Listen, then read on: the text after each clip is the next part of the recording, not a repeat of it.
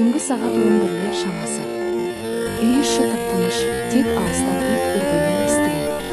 Ол есікті ашып кіргенде бірден сезді ауада ащы, ыстық, таныс емес, бірақ сонымен бірге қатты толықтар емес. Аяқ киімін шешіп, жалаң аяқ тұрып қалды да бір сәтке қозғалмай тұрды. Жүрегі дүрсілдеп, құлағының өз тынысы ғана естіледі. Көйлегінің етегіне қолын тигізді, ыңғайсыз әрі жылы. Біреу жаңа ұстап сипап қысып өткен сияқты. Кім деп сыбырлады, бірақ дауысы шықпады. Тамағы кеуіп, аузы құрғап кеткен. Қонақ бөлмеге қарай беттеді. Жарық өшірілді, тек терезеден түскен көше шамының сәулесі екенге ұзын жолақ түсірді. Ол диванға жақындағанда иіс күшейе түсті. Темекі емес, одеколонда емес, тер, еркек денесінің ыстығы, қан айналымының дүрсілі сияқты бір нәрсе. Көйлегін баяу көтерді. Саусақтары дірілдеп бадана жамбасынан жоғары қарай салды. Іш киімі әрі ылғал, бірақ ол ылғал енді өзінің кемес сияқты. Біреу келіп киінген, иіскеген, тіпті дәмін татқан сияқты. Ол диванға отырып аяқтарын жазды. Көзін жұмып, сол иісті тереңге тартып жұтты. Қолы өз-өзінен төмен қарай жылжыды.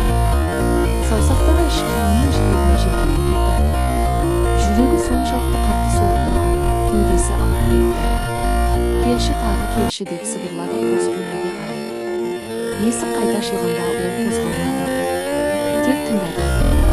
Аяқ дыбысы ауыр, баяу, сенімді. Ер адамның қадамы. Ол диванның артына келіп тоқтады. Тынысы мойнының шаштарын қозғалтып тұр. Ол басын артқа бұрмады. Тек көзін жұмып күтті. Екі қолын оның иығына қойды. Саусақтары ыстық қалды. Қанша күттің? Деп сыбырлады еркек құлағына еңкейіп. Өте ұзақ. Ол енді тізе бүгіп оның алдына отырды. Соң ауа тиген жерлері шымырлап кетті. Бірақ одан да ыстығырақ нәрсе жақындап келе жатқанын сезді ерінің тынысы. Қолдарымен диванның аттарын қалып ұстады. Басын артқа тастап көзін жұмды. Ал енді тек сезім ғана қалды. Тоқтамай өтінді. Және ол шынымен де өте ұзақ болғандай еді. Ол көзін ашқан сәтте бәрі түс болып шықты. Төсегіне жатып тер басқан денесі сезіп қатты дірілдеп жатты. Тағы да түс екен. Жүрегі аттай тулап, аяқтарының арасы әлі ылғал. Бірақ ол ылғал тек өз қиялының жемісі. Құдай-ау, тағы да сол түс деп сыбырлады да төсектен тұрып терезеге жақындады. Сырттағы көше шамдары әлі жанып тұр, таң атпаған. Күйеуін тастап кеткелі бері осындай түсте жеңдеген осының бәрі шынайы өмірде болғандай көріп жатыр дерсең, неге оянып кеттің деп күңкілдеген жас келін құйрыққа жер таппай қиналды түсінде еркек қолдарының тигенін, ыстық тынысын сезгенде оянғанда қатты тыңдады. Денесі ауырып, жүрегі сыздап, көз алдына сол сәттегі елестей берді. Неге мен осылай қиналамын деп ойлады. Әлгінде дәрігерге барғанда сөздері есіне түсті. Әйел адам ұзақ уақыт қатынаста болмаса, денесі ауырып, психологиясы бұзылады. Гормондар теңгерімсіздігі, стресс. Рас па осы деп сұраған еді ол. Дәрігер күліп, рас, бірақ әркімге әртүрлі. Денеңіздің қажеттілігін білеміз, ол сізді алдамайды деген. Сонда мен неге осындай түс көре беремін? Мен жынды болып кеткеннен саумын ба? Әлде мен жақында мені рахатқа бөлетін кезден екен. Жүрегім аттай қалап тұр. Ол айнаға қарап өзін өзі сипады. Кеудесі ауырғандай, жамбасындағы қысым шыдамсыз. Әлгінде жас жігіттер сөз айтқанда неге қарсы болдым екен? Базардағы сол жігіт немесе жұмыстағы әріптес. Өкінішті-ау, мүмкіндікті жіберіп мүмкін. Күндер өте берді, бірақ сол түстер тоқтамады. Бір күн кешке жұмыстан қайтып келе жатып, көрші еркекпен кездесіп қалды. Ол көрші, қарапайым жігіт, аты Ерлан, көрші подъездде тұратын, әйелімен ажырасқан, жалғыз тұратын. Кездесуі шынайы өмірден алдырған қарапайым лифтте кезді. Ол қолындағы сөмкелерін түсіріп алған еді, ауыр жүкті. Ерлан көмектесіп сөмкелерін көтеріп, есігіне дейін апарып берді. Рахмет, көршім деп күлді ол. Ерланның көздері жадырап, ештеңе емес, әрқашан көмектеседі. Жалғыз тұрасыз ба деп сұрады. Сөзден сөз шықты. Шайға шақырды. Тұмарың күшейген сайын көз жасын төкті, өкініштен емес, тым күшті сезімнен.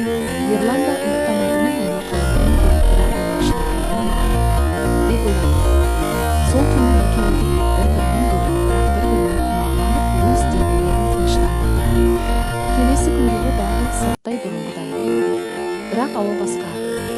Aysavli yerlarning qarovini sezib, uzoq issiq dengizni siypag'andi. U qashuvotsa, biroq ushladi. Ular bir kuni suv tasib yurganda yerlar olgan chaqinda sherikka ko'tarilib ko'maktasdi. Qo'llari tiyisdi. Sol tiysilgan Aysavlining butun dengizi shimirladi. Yerlarning saqsaqlari o'ynagan bir sarqasi Aysavli deni ustab ko'zini yumdi. Jiyashi deb o'yladi, biroq dengizi yaqindagisi keldi. Kechga qaray jari so'nib qoldi. Uy qarang'i. Aysavli chiroq yog'ilib turdi. Yerlar orqaga ikkovi timjaqdi. Uning kelgisi Aysavlining orqasidan tiydi. Ikkoviga qo'zg'aldi. Tep-tengdari og'ir. Savsaqlari mataning ustidan ilg'aldi sezdi. Jingi deb sivirladi u qulog'ini. Dovsi dirildib. Aysavli eshitishni aytolmadi. Tep dengizi javob berdi. Jambasini sal orqaga terib, uning qatlig'ini sezdi. Sol satda ikkovida chegarani arqardi. Odan nari kunay, biroq odan nari tatti sezim. Biroq ko'rib qo'ysa, ne bo'ladi deb o'yladi Aysavli. Ularda kuya кездесулері жалғасты. Әр күнде Aysavli Арғынжанның жанында жатса да, ойы Ерланда, күндіз олар мүмкіндік табады, аулада. Бұл кездесулер оларды байлады, бірақ қорқыныш өсті. Ауылда сыбыр басталды, әйелдердің қарауы өзгерді, күнә пайда болды, Рахымжан тұйықтап кетті. Ол Aysavlining өзгерісін байқады, оның көзі жылтырап тұр, денесі ысты. Bir күні түнде ол Aysavlining сыртқа шыққанын көрді. Артынан ерді, бірақ ештеңе көрмеді. Бірақ күдік өсті. Ауылдағы сыбыр оған жетті, жеңгесінің қайнысы көргені бар сияқты. Aysavli қорықты, бірақ тоқтай алмады. Ерланда, бұл біздің соңғы рет болуы мүмкін деп айтты, бірақ келесі күні тағы да кезде. Ерлан есікті ашты. Рахымжан тұр, ол ештеңе айтпастан, киімдерін лақтырып Aysavlining кешірімін айтты. Ерлан қашып кетті, бірақ Рахымжан артынан барды. Таң атқанда ауыл шу болды. Aysavlining опасыздығы барлық ауылды шулатты, әңгіме астына алды. Ауылдың күні шықты. Ұятсыз екен. Енесі болса қайғыдан, ұяттан алып көп ұзамай қайтыс болды. Үй бос қалды. Бұрынғы шулар үйлерді қаңыратты. Ауылдағылар, сол үйге бармаңдар, қарғыс дегендей. Ата-анасы қызын алып кеткен соң ауылдан көшті. Әкесі сөйлемейтін болды, анасы көз жасын жасырып өмір сүрді. Олардың ұрпағы ешкім болмады.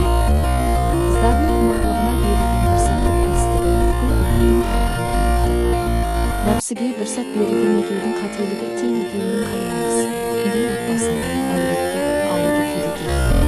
Бір түнгі құмарлықтың артында қалған отбасы жылдарымен қашып жүрген қайғы, қайғыдан қайтқан ене, сөйлемейтін әке, көз жасымен өмір сүрген ана, бос қалған ұрпақсыз әулет. Құмарлық тәтті болады, бірақ оның соңына аш екенін